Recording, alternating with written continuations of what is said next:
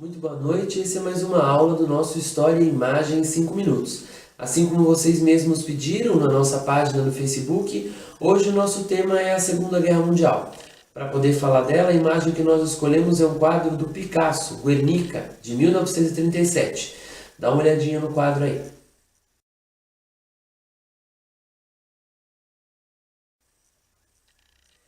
É impossível falar da Segunda Guerra Mundial sem contar as relações que ocorrem entre a Primeira e a Segunda Guerra Mundial.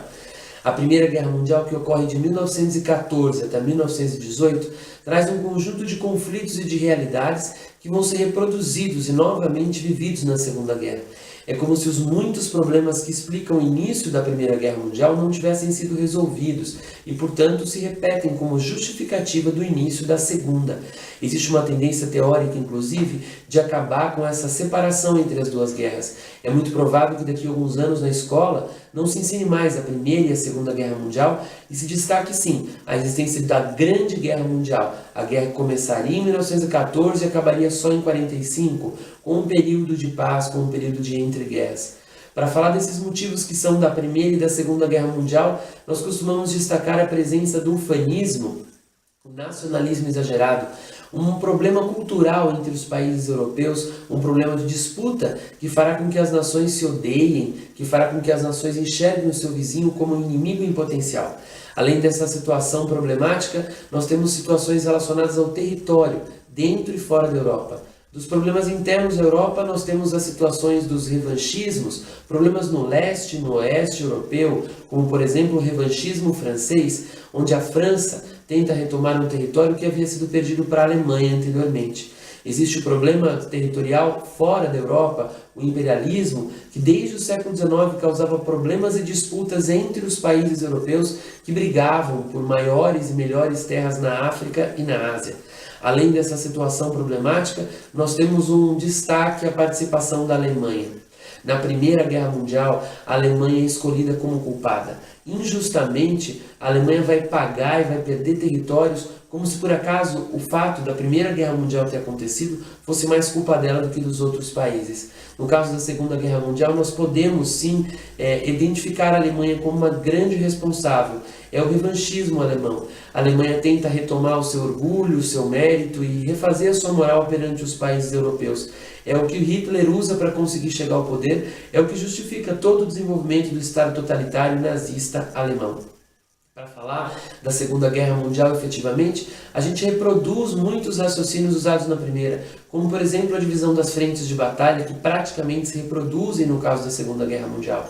São os aliados, liderados pelos Estados Unidos da América, pela França, pela União Soviética e pela Inglaterra, onde integrarão também o exército brasileiro, e o eixo, liderado pela Alemanha, pelos italianos e pelos japoneses.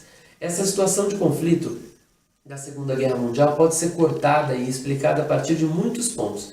Para poder fazer as relações devidas com o quadro que nós escolhemos, Guernica, do Picasso, vamos usar aqui o corte temático da tecnologia e da violência. Desde a Primeira Guerra Mundial já era claro para os países europeus a importância do desenvolvimento de pesquisa, investimento de dinheiro em tecnologia para o desenvolvimento da indústria bélica, o desenvolvimento da indústria das armas. Na Segunda Guerra Mundial, essa situação é expandida. Podemos perceber isso por muitos elementos, como por exemplo a existência e a utilização de avião como uma tecnologia segura e espalhada, assim como a pior de todas elas, a bomba atômica, que vai ser detonada em 2 cidades do Japão, Hiroshima e Nagasaki, escolhida como marco de final da Segunda Guerra Mundial, como demonstração do poderio norte-americano e principalmente como um exagero absurdo de violência e de morte.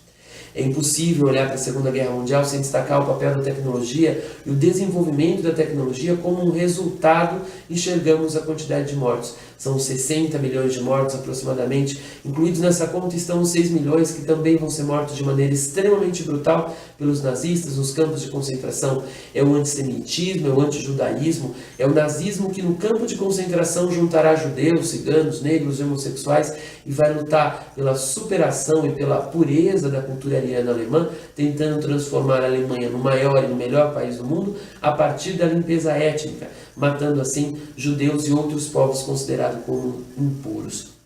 Essa situação de tecnologia e morte, na minha opinião, pelo menos, é bastante evidenciada aqui para nós no quadro do Picasso Guernica. Se você prestar atenção, com facilidade você consegue enxergar a ideologia do autor, o Picasso, que vai pintar um quadro com pouquíssimas cores, repleto de sentimentos escuros, negativos. O quadro é cinza, o quadro é preto, o quadro é cheio de sombras, pedaços de corpos espalhados, situações sem nexo ou sem grande explicação. Se vocês me ouviram até aqui, vocês devem ter reparado que a Segunda Guerra Mundial começa em 39 e o quadro do Guernica é pintado em 37. Guernica representa uma espécie de ensaio da Segunda Guerra Mundial. Às vésperas da Segunda Guerra, a Europa assistiu ao desenvolvimento da Guerra Civil Espanhola. Lá na Espanha, liderados pelo general Franco, os espanhóis lutavam pelo desenvolvimento de manutenção ou de início de um governo totalitarista, que era o governo do general Franco.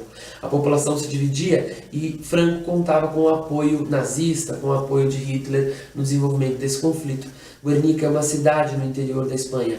Guernica foi bombardeada pelo Hitler às vésperas da Segunda Guerra Mundial, literalmente como uma tentativa de teste, como uma experiência da sua força e do seu desenvolvimento militar. Quando a gente observa a pouca importância econômica ou política da cidade de Guernica, fica ainda mais destacado a frieza desse teste ou dessa experiência, que apesar de experimentar e garantir resultado, matou algumas centenas de pessoas. Uma vez questionado, Picasso disse que não foi ele que fez Guernica, ele apenas registrou. Quem havia feito Guernica eram os alemães. Para tentar te ajudar nesse tema, sugeri aqui alguns filmes. Nós temos dois filmes clássicos que representam o conflito, efetivamente, da Segunda Guerra Mundial, O Resgate do Soldado Ryan e O Círculo de Fogo, filmes contemporâneos. No caso dos contemporâneos, encontramos aqui alguns filmes que podem ajudar você a entender um pouco mais sobre o nazismo, sobre o fascismo, sobre os movimentos totalitários, o racionalismo, o desenvolvimento de tecnologias frias e calculistas que vão explicar o governo do Hitler, por exemplo. Temos aí O Menino do Pijama Listrado, temos também O Labirinto do Fauno, que mostra um pouco indiretamente a Guerra Civil Espanhola. Um filme não contemporâneo a nós, mas contemporâneo à Segunda Guerra Mundial e muito interessante é O Grande Ditador, do nosso famoso Charlie Chaplin, que conta a história de um ditador que indiscutivelmente está relacionada à vida e à postura do Adolf Hitler. Espero ter contribuído com o seu escopo cultural, espero ter contribuído com o seu cenário para a Segunda Guerra Mundial.